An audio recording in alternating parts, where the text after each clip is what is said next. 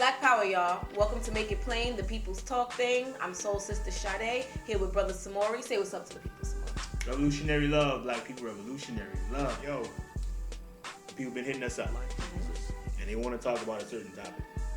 They want to talk more about relationships. Yeah. Right. There's one person actually keep hitting us up.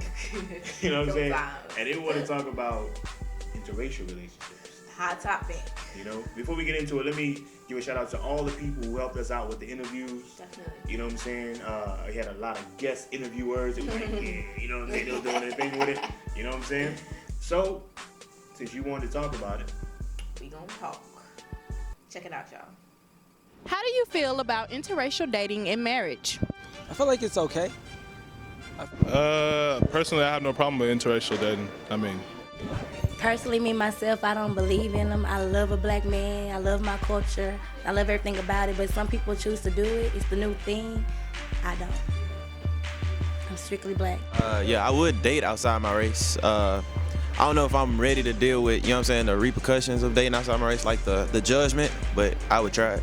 Personally, I wouldn't marry outside of my race because I believe that black people are beautiful and black love is very, very beautiful. I myself, though, would not date a white woman. I feel like a black woman suits me better. And I believe in having beautiful black babies, so I firmly believe in marrying inside of your own race.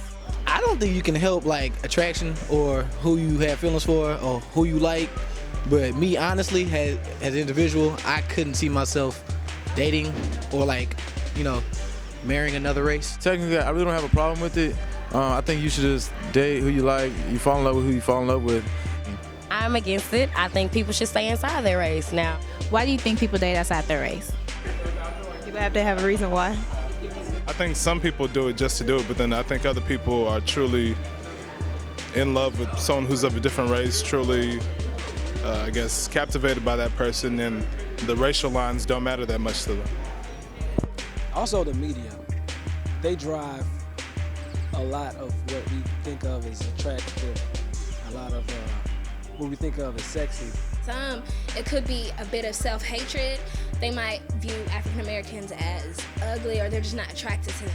So I think that is deep-rooted with them not being happy with themselves. I feel like, some dudes, especially black men, talk to women outside of their culture because, insecurities, maybe they feel like they're not good enough for a black woman. I guess black women have attitudes or just certain problems that some black men can't deal with. But I think a lot of black guys feel like, okay, with a white girl, if I ask her, Becky, make me a sandwich or something, they're going to be like, all right, whatever, I just think that they just have a problem within themselves and they just don't like being black. They'll never really understand me, like what other black person would. That's just what I feel. Why do you want to bring in another culture that has held your culture down? You should be trying to uplift your culture. You should be trying, bring as much black, beautiful babies in the world as you can. Make your race stronger, not me. We're making a whole nother race, which is leading to confusion.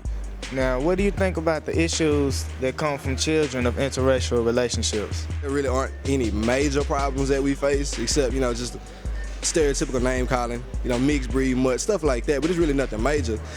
We don't have ethnic credentials for one group or the other, so that's it. So what do you feel like black people think they can get from a white partner that they can't get from a black partner? Benefits are definitely experiencing their culture. I don't think I can get anything from a white partner. But for some people, they think that they can, get affluence. When a family that prays together, so now like this, she was caught up in Mr. Court right, and she dissed her own husband ideas because she felt, because he was a white man with money, that she was automatically gonna make it. But in the end, her husband had great ideas and he did make it. Like, you learn something new every day. Like, that would keep you interested inside of the relationship because you're learning something, something new. Like, I don't know about white women, so I go date one to learn about it. You know what I'm saying? First thing that comes to mind when I see a brother with a white girl, I'm just like, man, this is not good. How do you feel when you see a black man walking with a white woman? I get pissed off. Because when I see a sister, especially if I see a fine sister with a white guy, I'm just like, damn, is it really that bad? If y'all are together, I feel like she could call you a nigger anytime, any day, and what you gonna say? Or what you gonna do when you have your kids? Yeah, so some of the people were making it plain. Yeah, and some of the people were kind of confused. But that's fine. You know what I'm saying? They'll get there. But what I noticed is that, you know, a lot of the people were very individualistic in their answers and thinking about, you know what I'm saying, their relationships. But as an African people, our relationships were always about the community. And this marrying solely for love has been a recent phenomenon. You know what I'm saying? I mean, last 200, 300 years. Before then, people were marrying for political, social, and economic reasons for their community, first and foremost. What is the purpose of being individualistic? Right. People are individualistic to reconcile the discomfort that is developed because of self-hatred. And so people tend to get into relationships based on self-verification, which means that you actively seek out people who are going to reinforce the ideologies that you have and beliefs about yourself that you have. And so if you have a European ideology, the best bet is to what? Get with a European person who that's just the utmost. That's right. And we don't have any purpose to our relationship. Yeah. You know what I'm saying? Because if it's an African warrior relationship, if you are two African warrior complements, there are 4 things that their relationship must have. Those two people must have. Both of them must know their enemy, right? Both of them must be understand they're responsible for the education and elevation of their own children. You know what I'm saying? No mammal in nature sends their children off to another mammal to be educated. You know what I'm saying? We gotta educate our own people. Number 3, they accept their role as revolutionaries, right? Without a complaint.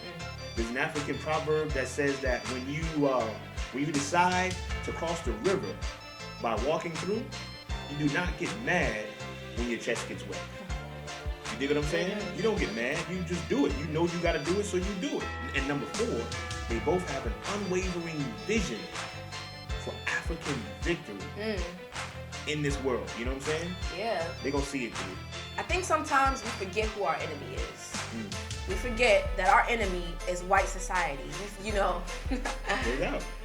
We think, as Malcolm says, that we came over here on the Mayflower. We did not see you Ellis Island when we were forced over here. You know what I mean? So I think that our people have political, social, and cultural amnesia. And that amnesia gets passed on to kids. You know, a couple of people talked on the interviews about, mixed race babies. See, what people have to understand is that black and white does not make gray when you mix black and white. Black and white is black plus white. So you have an African consciousness and you have a European consciousness. Those things are completely at odds with one another. You can't maintain the status quo of a European society and then try to promote liberation of an African society. Those things don't mix. In order to reconcile that they are at odds with themselves, they have to pick the thing that's going to make them survive. Right. So if you're in a European culture, it makes sense that you would pick the European ideology of yourself. Where does that leave that black ideology? It's gone. Because a European worldview and an African worldview cannot occupy the same space at the same time. They're diametrically opposed to each other. See, like you would make a very good African warrior compliment for a man, right? Because we share the same kind of vision, right? So, brother Mwalimu Baruti, he writes a lot of good books. You should check out his books. Check out his website at the bottom of your screen, right? He has a book called Complementarity about African warrior relationships. And he quotes Malefi Asante in the book. And Malefi Asante has a quote that says, in a relationship, to be able to ask, do you see?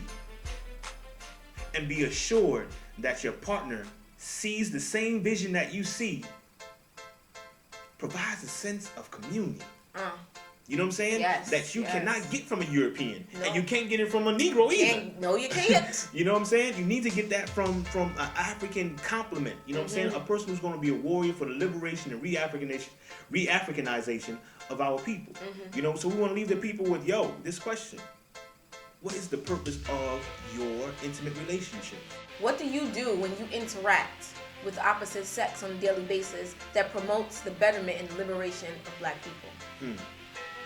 So, we are the son and daughter of Malcolm El-Haj Malik El-Shabazz. Revolutionary love, y'all. Black power.